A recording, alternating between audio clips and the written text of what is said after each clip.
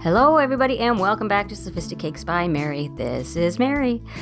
For this cake we're going to do a buttercream palette knife petal cake with fondant ruffles. So if this sounds interesting, stick around, we'll get right to it. So this was for an actual order, for an actual wedding that we did before the holidays. And it's a 3-tier cake. It's a 6-inch, an 8-inch, and a 10-inch cake. All 3 tiers were 3 layers of cake, and I'm starting with an already filled and crumb-coated cake just because it would be a very long video if I showed you that as well. So what I'm doing is just doing a good coating of buttercream on this cake after the crumb coat. You're normal, but since there's going to be fondant on there, I want to make sure that it's thick but not too thick, if that makes sense. About 1/4 inch thickness of buttercream is typically underneath my my fondant cakes. Any more and you're gonna have bulging and kind of a little bit of lumpiness potentially.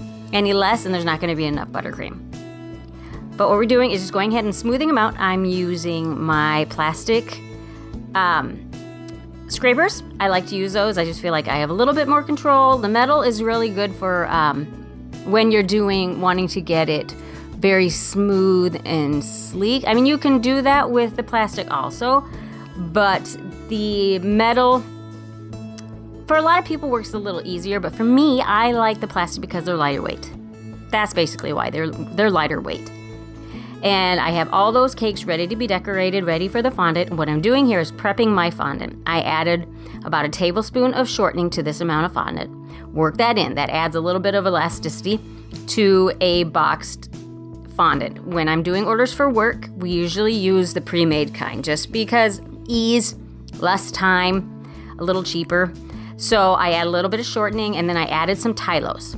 This is our inspiration picture. I'm showing you there where I have measured the height and the circumference for each layer. So I know how much fondant to roll out here because we're doing a paneling method for the base layer of fondant. And the Tylose I added to it because it's going to help with those ruffled edges, to keep the ruffled edge without them sagging. And that was probably about 1 teaspoon of the Tylose powder, or TMC, same thing, that I added to that amount of fondant. And I rolled it out to about 1/4 inch to 1/8 inch, 1/4 inch thick. Now you can see on the mat there, you can actually see the pattern underneath through the fondant. Since we're going to have a few layers of fondant, I didn't want them to be too thick. So this base layer of fondant, which I am cutting down to the right size for the cake, is a little thicker than what I'm doing. I'll show you with the petals. So you can see through both of them, but you can see through the actual petals or the ruffled little sections more, because I didn't want those to be too thick. And I'm just using my my small rolling pin, cellulose, is that what that's called? Anyway, to just thin out those edges. And I like to use, it's just that foam that you use for bedding, to add a little support for your bedding, but it's only been used for cakes. You can use your petal formers or your pads that you have to thin out your petals for gum paste flowers. But since I have a bigger piece, I like to use these pads. You can cut them down into more reasonable, easier to use sections, and you can do a bigger piece. And with each piece, when I'm done with it, I set it aside and I'm covering it up with saran wrap, and that will keep them from drying out too much, because we do need it to wrap around the cake, but they do also need to sit and firm up just a little bit. It's just a precautionary measure. And I do the same thing for each layer of fondant, each tier. And the top, I am cutting in a wave pattern, a regular wave pattern, just to emphasize that ruffle just a little bit more. If you did just a straight cut, you'd get the same effect, but for this cake, it needs to have the petals throughout. I keep calling them petals, but the ruffle throughout. So I just wanted to go ahead and do like a regular cut on the top. Now these cakes are chilled because they've been in the refrigerator while I've been getting the fondant panels ready. And I just brushed on some shortening, just a little bit of shortening on top of the buttercream, and that's just enough to get the fondant to stick. And since those panels have had time to firm up just a little bit, I can just lift it right on the cake and it's not going to stretch and get misshapen. And I'm just using my roller, or my ruler, my quilting ruler, to cut through both pieces of fondant. And then you just remove the excess pieces. Like when you're doing wallpaper, if you've ever done wallpaper, that's how you cut the wallpaper. Now I just push them together and use my fondant smoother just to smooth it all out, get rid of any air bubbles, and cut off the excess with a straight. You can use an X-Acto knife like I'm using, or you can just use a sharp knife. And then just make sure that you're removing all those air bubbles. And you'll notice when you're pulling your, when you're using your smoother around it, you kind of, any air bubbles in this kind of a technique will kind of gather together and get pushed as you're smoothing it. If you smooth it all one way around, like I'm doing there, that's a good way to get rid of those air bubbles. And then just pop them with a needle or your X-Acto knife if you can't push them through the seam or up the top. And then just re-emphasize your ruffles on the top. It's kind of like when you're doing the your pie crust, the top edge of your pie crust dough. I just kind of use my fingers in the same way to make that kind of ruffled edge. And then I did the same thing for each of the tiers. Okay, and you notice I did not put any fondant on the top. We did not need it. You're not going to see it really, and there's no need. That would just be extra fondant that a lot of people feel like they need to remove, which, personal choice. I like fondant, so I don't remove it. I just eat it. It's sugar. You can't go wrong with sugar, right? But everybody has a preference. For a lot of people, it's a texture thing. Okay, now here's where you can see I'm cutting my little sections for the ruffles, and you can see that pattern through the fondant a little bit more than on the first one. This is about 1/8 of an inch thickness. This is pretty thin. But since you're working with smaller pieces, you don't have to worry about it stretching out and getting, pulling out and kind of ripping. It's a little bit more manageable with these pieces. Now I'm just cutting irregular shapes with a straight cut on the bottom. Just kind of wave it out a little bit.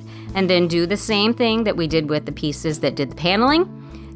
I used a ball tool, kind of a combination of the ball tool, and then I also used the end of that ruler, I keep doing that, of that roller as well. And you want to make sure that whatever tool you're using to get this ruffle effect, that you have that tool half on the fondant, half off. That's how you get your nice ruffled texture there. And make sure that you have cornstarch if it starts to stick. And do this with all your pieces and set them aside, and I cover them up with some more saran wrap. You can't see that, but it's on the side covered up with saran wrap. And to attach these pieces, I'm just using water. I just brush water on it. You could use shortening also, but I just decided to use water this time. I kind of go between the two, but for this technique, on the sides, you can use either one. Would be just fine. And I randomly placed them. I just wanted it to be kind of a random pattern. No set pattern, just kind of ruffles on top of ruffles without being too many ruffles. Because you got to remember, you're doing these buttercream petals. And the more ruffles you have, the harder it is to use those tools because those ruffles get in your way. And I did struggle with that some, but I found a way to get rid of that, and I will tell you about that in a second. But right now I want to tell you how I'm doing this. I have the buttercream on a plate, on a plastic plate in front of me, and I'm just gathering some of the buttercream on the palette knife. I have other videos where I show you more exactly how to get that buttercream on your palette knife. I'll try to remember to link that in the video, how a little bit more in depth on how I did that.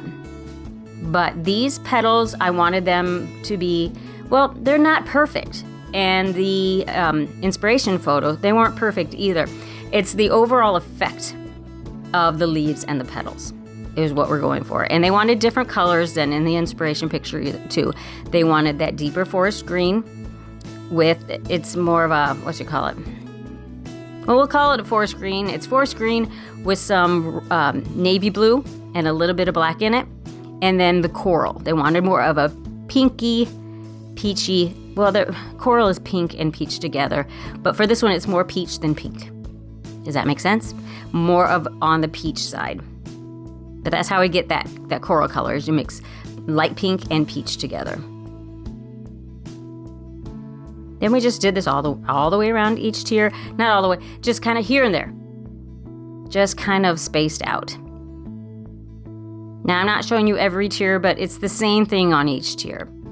And then to stack them, I'm using my trusty old star cutter to find the 5 points where I'm going to place all of my supports that are cut the same height. That's an easy way for me to do it. That way, it's just easier to do. And then put some buttercream to get the 2 layers to stick together. And I can handle that tier because the tiers are refrigerated and firm enough for me to touch. Room temperature makes things a lot harder, guys. Just go ahead and refrigerate your tiers. It's not going to dry them out. That's a myth. They're covered in buttercream and fondant. Air is not going to get to them. And this is how I support my tiers, how I do my reinforcement. I just use a wooden dowel. I sharpen the end with a pencil sharpener that's only been used for wooden dowels. And then I just pound it through all of the layers. And it was kind of off center. And I know that because it had a little bit of a tilt to it, and I was compensating for that lean. Now we added a little bit of pale yellow kind of in the center, what would be the abstract center of these abstract flowers. It's just a circular number 1 round tip, I believe is all I used. And I just piped little pieces that would look like stamens. And I used egg yellow. I think I used egg yellow, very light amount of egg yellow in the white buttercream. And there it is all got done, guys. This is at the venue. I thought this was really pretty cake, and this was fun to do. It was a little different than what I've been doing lately, and I think it turned out great, and I love the way they have it displayed at the venue. So if you would, please like, subscribe, share, and do all the things, and I hope you enjoyed it. So thank you guys so much for taking the time to watch my video, and if you'd like to watch some other videos, go ahead and click on the link to one of these other videos shown here. And if you would like to check out my other social media, I am on Facebook and Instagram under the same name, Sophisticakes by Mary. And please take the time to share, like, subscribe, and hit the notification bell so that you know when I upload another video. Thank you so much, and we'll catch you on the next tutorial.